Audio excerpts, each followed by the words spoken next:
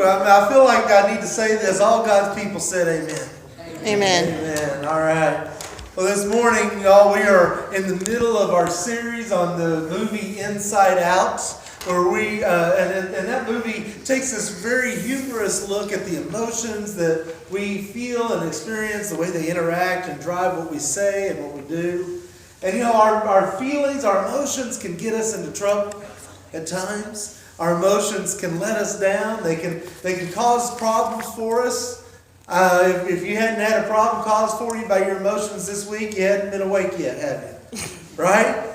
And our emotions can cause problems for us, but the reality is that our emotions are also a good thing. They are a gift from God. They are a part of our humanity. They are part of being made in God's image. And Jesus lived was just as human as you and I are. And he lived with all the same emotions that we do. And he was able to live with those emotions without sin. And so we're looking right now in the series at what Jesus did. How did he deal with his emotions in ways that were able to be positive and worthwhile. And this week we are looking at fear. The emotion of fear. This week, the question that we always have is what are you afraid of? That was the question that was asked at the song at the beginning. What are you so afraid of? Is it love or just wasting your time? We all have the things that we are afraid of. And what is fear? One definition of fear says that fear is a stressful emotion that is aroused by a sense of impending danger, evil, pain, or negative experience. Fear is, biologically, fear is that thing that triggers our amygdala, our primitive brain, that part of our brain that always has the fight, flight, or freeze response. When we get very afraid, we don't even think anymore. We just react a lot of times to whatever it is that's causing us to feel that fear. And fear can feel like a negative thing. There's probably not any of us in here that says, oh, well, fear is good. I had a good day today. I was really afraid. Right? None of us feel like fear is a good thing, but the reality is that fear is not only a good thing, but it's a necessary thing for our survival.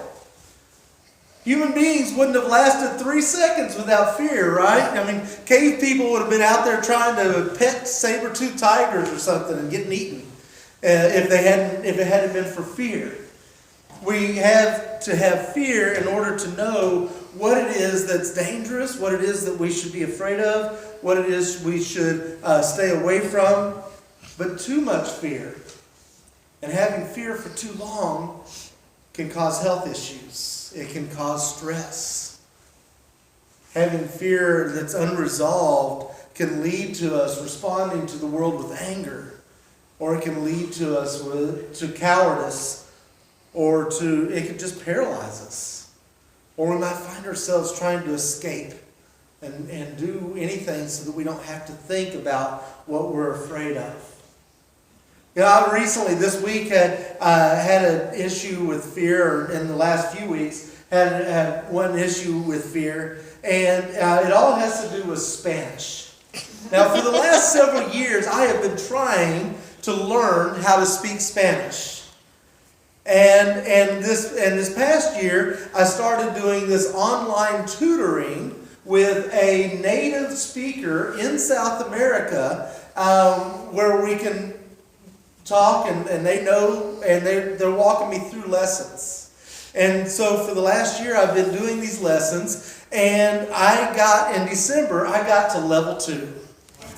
So, yes. Now, the thing about level 2 is that level 2 is the point at which they figure that maybe you know enough Spanish to start trying to have some conversations in Spanish. Y'all, that scares me to death. That scares me to death because immediately in my mind, and every single teacher now, every time I go take a class, they say, well, would you like to do a lesson or would you like to have a conversation?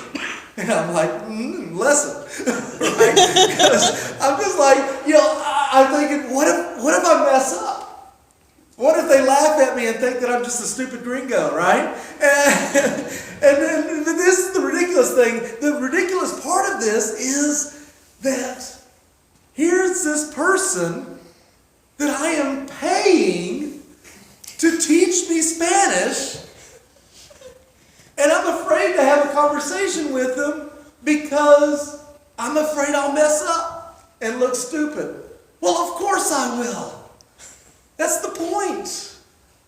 They're supposed to catch me when I mess up and help me learn better so that I don't look stupid out there with somebody else, right? Fear can paralyze us. It can keep us from getting the most out of life and getting the most out of whatever it is that we're trying to do. We deal with fear in all different kinds of ways, and we face all different kinds of fear. In the Bible, God says, do not be afraid. God says, do not be afraid in the Bible over 360 times. Now, God doesn't say do not be afraid because being afraid is sinful or there's anything wrong with being afraid. God knows that being afraid is part of who we are. The way that Father Beck put it is perhaps God says do not be afraid so many times because God knows that we are afraid. However, the ways that we respond to fear, whether with cowardice or strength, reveal the authenticity of our faith. Jesus was not a fearful guy. And we looked at you read through the Gospels and you read through all the different stories and things that happened, and Jesus faced all kinds of terrifying situations. I mean, folks wanted to throw him off a cliff. He faced all these kinds of crazy, terrifying situations, but never once do we see Jesus responding in fear. One of my favorite examples is the story we sang about it earlier with Lonely the Boat, with the story of the disciples and Jesus out on the boat in the middle of the lake. All the Gospels tell some version of this story or multiple versions of this story. They're in the boat. They're out in the middle of the lake. The storm comes up. They all think they're going to die, and Jesus is over there taking a nap. I mean, talk about not being afraid, right? Who naps through the middle of a storm when you're out in it? Oklahomans, right? Because we see them all the time. But Jesus is not afraid. He's napping. They wake him up. They're like, Jesus, we're going to die. And he wakes up. He's up, tells the storm to calm down. He tells the disciples, y'all, you don't have enough faith. And we don't see him at all being afraid. Jesus knows the outcome. He knows what's going to happen. He has control over the seas and the waves, and he knows that everything is going to be okay. But there is one episode where we see Jesus truly afraid, and that's the night before he dies. Just before his moment of where he displays his greatest act of divinity, we see Jesus going through his most vulnerable moment of humanity. This is Jesus at his most human.